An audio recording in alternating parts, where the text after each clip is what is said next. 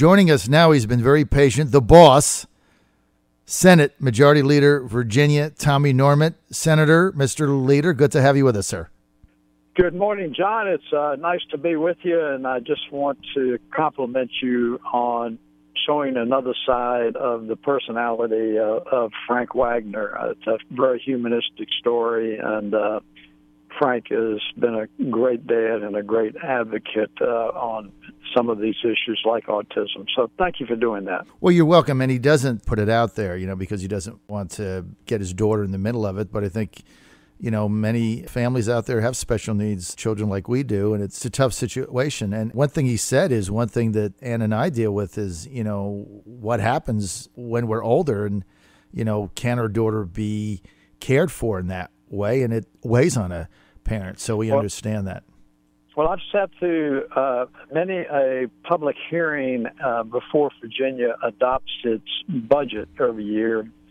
And at each of the public hearings I have attended over 25 years, that community is very visibly and vocally present, advocating the needs for these folks with mental disabilities or autism or anorexia, whatever it may be.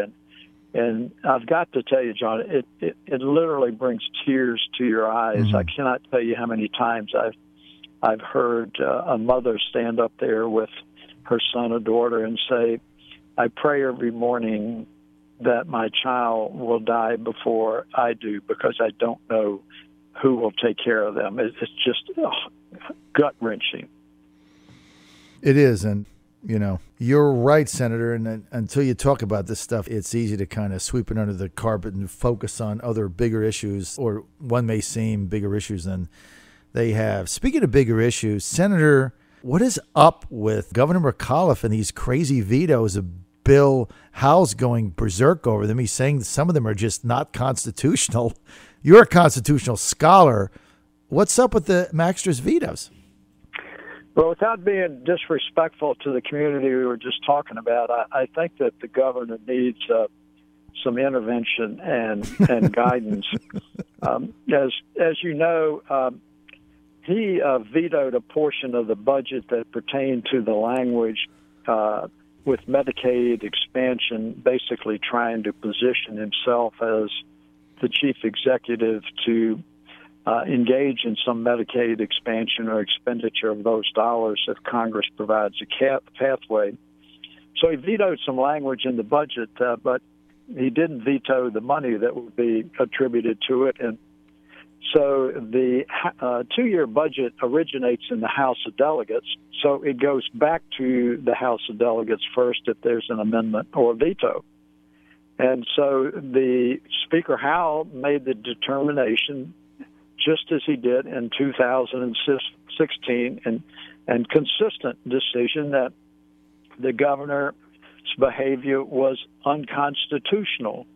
And so there's a legal aspect to this, there's a political aspect, and there's a practical aspect of it. The Speaker, in his statement, which was a little testy, but it should be because the governor is being testy on this issue. And point number one is executive orders issued by a governor do not carry the force of law in Virginia. Secondly, his executive order is an effort to supersede the Constitution of Virginia. It's an effort to ignore decades of decisions by our Virginia Supreme Court, which has already told him once in his term that he was wrong.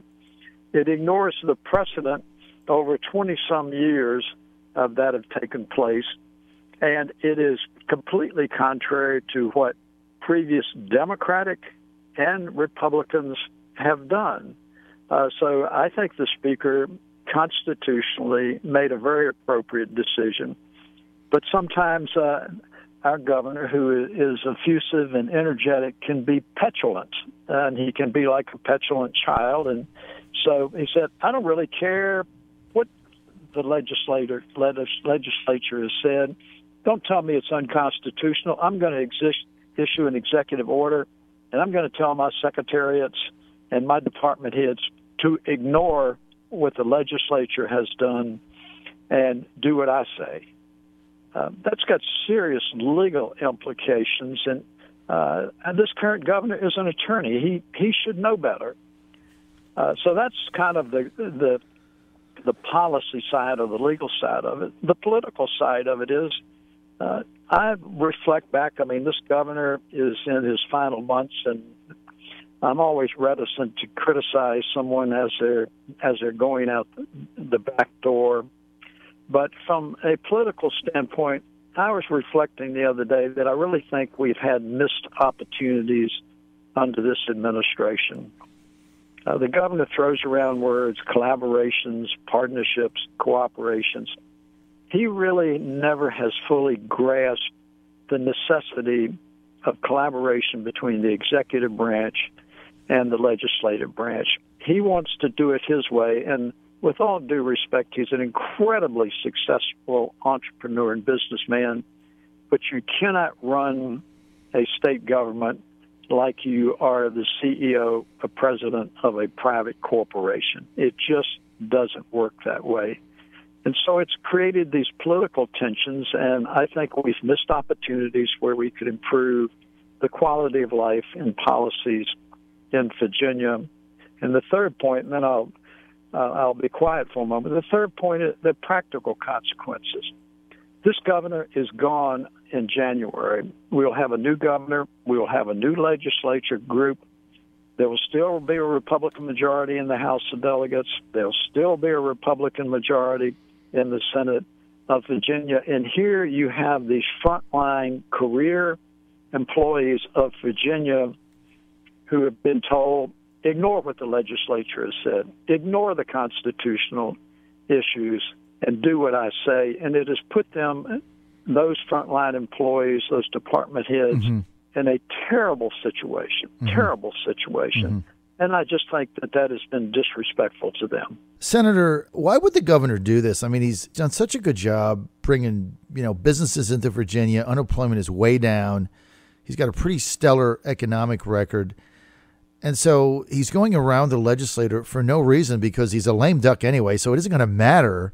Why would he do this? Like, what's the political? It doesn't make any sense to me politically. Well, I think, first of all, anyone that knows this governor knows that he is very exuberant and passionate. And I do think that he is passionate and consistent with the Democratic agenda under President Obama about expanding Medicaid, even though the United States Supreme Court said states were not required to do that. So I think he's passionate about it.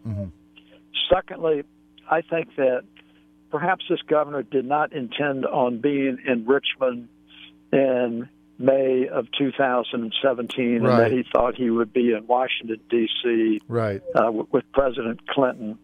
So I think he is, and there have been stories about him having national aspirations. Yes.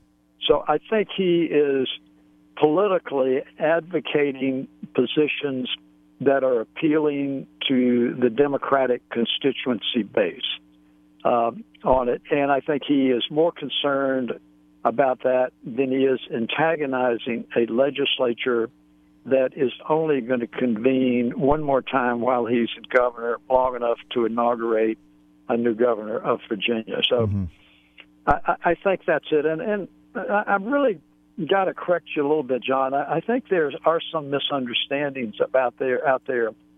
He has been tireless and energetic in trying to develop new economic development businesses in Virginia.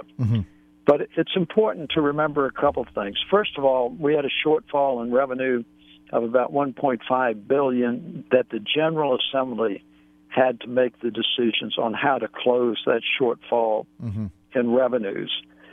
Virginia, up to a couple of months ago, was 48 out of 50 states in recovering from the Great Recession. All of this during his administration. Recently, Virginia dropped 3 additional points in the best place to do business in Virginia. We used to be number 1. Now we're down around 15. Economic development projects, a lot of very high-profile announcements. However, Appomattox, the people who are going to do the development in Appomattox, get $1 million of our money, and have them turn one spade of ground. Mm-hmm. We've got another project going in Chesterfield where publicly some of our elected officials are questioning whether or not that would ever happen, and they've received economic development money. So we've had some successes, but we've also had less than some successes, and I think it's important to keep it in perspective. So I applaud him for what he has done, but everything is not as quite peachy and rosy as perhaps he would lead us to believe. All right, so you're probably saying that I shouldn't be calling him Governor McGenius, maybe Governor Semi-McGenius? What do you think? He's a very, very bright and energetic guy. I just don't think that he ever quite wrapped his arms around the interaction between the legislative branch and an executive branch. And I think unlike Governor Kane and Governor Warner, who were Democrats and that the legislature worked with, because they got it. Mm-hmm. They had some internal perspective on how things functioned, and they were willing to compromise on issues in order to move an agenda forward. Mm-hmm. And I just wish Governor McAuliffe had listened to Governor Warner and Governor Kane a little more about this interaction. So McGenius, I don't know. That's kind of like a Mac burger at McDonald's where I don't eat. Well, he is going to run for president in 2020. I have no doubt about it. And as you know, I'm a very ardent Trump supporter, and I find him to be a dangerous candidate. I mean, there's no other candidate that the Democrats have on their horizon, including Mark Warner, with the shenanigans that's going on up there now, that I fear. But I hope McAuliffe doesn't run, because if he is the nominee, I think he would give potentially Trump the toughest tumble, because, you know, he does have the ability to go into those blue states. These other candidates don't. But we'll see how it plays out. The boss, Tommy Norment, majority leader in the Senate in Virginia, he gets things done. As always, Mr. Leader, it's great to have you on. And my best to you. We have to have you on more, and I really appreciate your insight today. Always spot on, sir. Well, thank you, John, and thank you for the messages that you deliver to the citizens of Virginia. It's very informative, and I'm happy to chat anytime. So have a peachy day, sir. All right. Tommy Norment, Senate Majority Leader. His nickname, The Boss.